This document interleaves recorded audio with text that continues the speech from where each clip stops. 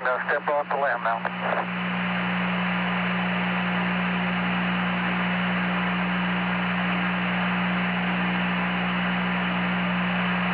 That's one small step for man, one giant leap for mankind. That momentous moment, July 20th, 1969, Richard, and it's been almost 50 years since the man first walked on the moon. Richard Southern joins me now with our regular chat of things interesting to talk about. And this is a really interesting artifact, one of the most famous artifacts of mankind, I think, hitting the auction blocks, Cynthia. One of the most famous books ever, they say. It's the manual from Apollo 11 that's going up for auction next week. And in this lunar module manual, they have all these schematics, they have all the checklists, all the flight records, and handwritten notes by the two of them, Neil Armstrong and Buzz Aldrin. It sat between the two astronauts on the Eagle lander on the surface of the moon, Cynthia. Armstrong actually wrote down the coordinates when they landed, right? One of the first things he did was write the coordinates in this book. They think it could sell for $7 million, and that would put it among the most expensive books ever sold at auction. Experts say, this is really interesting to say, experts say there'll probably be nothing like this again, in that if humanity goes to Mars, everything's going to be digital. So there's not going to be that sort of written record. Of course. How fascinating. So it's very unique in that regard, and we're seeing a lot of things hit the auction block. There's going to be a flag that was flown, and this is kind of the cream of the crop as we approach the 50th anniversary. But you would think that this should belong in a museum. You would, and I think there has been some lawsuits regarding, I'm not sure about this particular book, but other artifacts about NASA wanting to keep them and put them in museums, but they are in private hands, and they do get resold, and maybe that's what's happening here. Okay, and something that certainly did not exist during that time, almost 50 years ago, Twitter.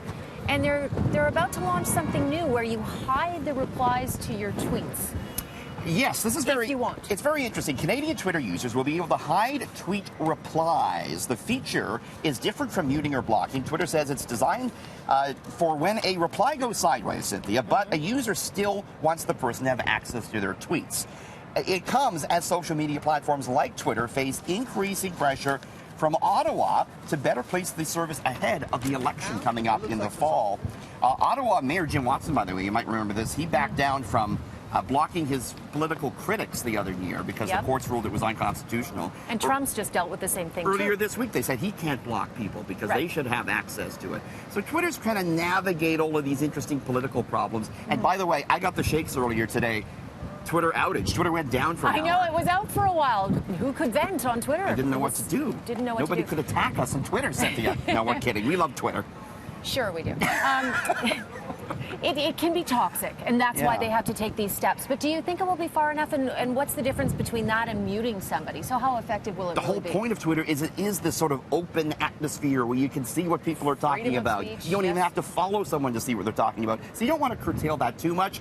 But you're right, there is a lot of trolling going on. Okay, you now have a fun story here on who makes what in the celebrity world. So Forbes, they do this every year, this time of year. They look at which celebrity made the most over the past 12 months. You know who it was this year? No, who was that? A very young female singer, Taylor Swift. Taylor Swift? Shake it off, Cynthia. Taylor Swift. She made $185 million in pre-tax income.